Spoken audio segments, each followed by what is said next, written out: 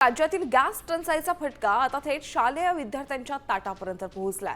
व्यावसायिक सिलेंडरचा पुरवठा ठप्प झाल्यामुळे मध्यान्ह भोजन पुरवणाऱ्या संस्था आणि निवासी शाळांकडील गॅसचा साठा संपलाय। परिणामी हजारो विद्यार्थ्यांच्या भोजनावर टांगती तलवार असून शाळांची किचन बंद पडण्याच्या मार्गावर आहेत। सरकारने शालेय पोषण आहारासाठी तातडीने गॅस पुरवठा करावा अशी आर्त हाक केटरिंग व्यावसायिकांनी दिली आहे।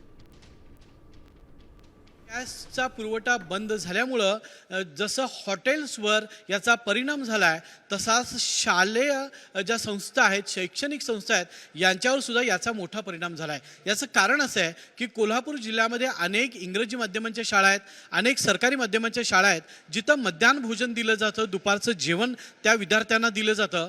प्रत्येक शाळेमध्ये किमान 2 ते 2,500 विद्यार्थ्यांना जेवणाचा पुरवठा केला जातो। अशा व्यावसायिकांना, कॅटर्सना आता या कमर्शियल गॅसचा फटका बसल्याचं आपल्याला पाहायला मिळतं। आम्ही हे स्कूल जे आहेत आपल्या, जिथं बस आणि लंच फॅसिलिटी आहे, आम्ही ते बंद तर करू शकत नाही आता।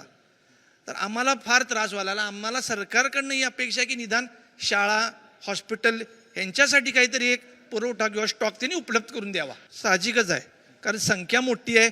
नुसतं विद्यार्थी तुम्ही आता स्कूल जिथं लंच प्रोव्हाइड ते नाही, विद्यापीठ आहेत, कुठल्या शाळेचे कॅन्टीन आहेत जनरल, तिथं पण मुलं जे डबा घेऊन जात नाही, जे कॅन्टीनमध्ये जेवतात, उपाहारगृह आहेत जवळ कॉलेजच्या, त्यांना पण हा फटका बसला आहे। कॅमेरामॅन सचिन सावंत सोबत मी रणजित माजगावकर, साम टीव्ही, कोल्हापूर।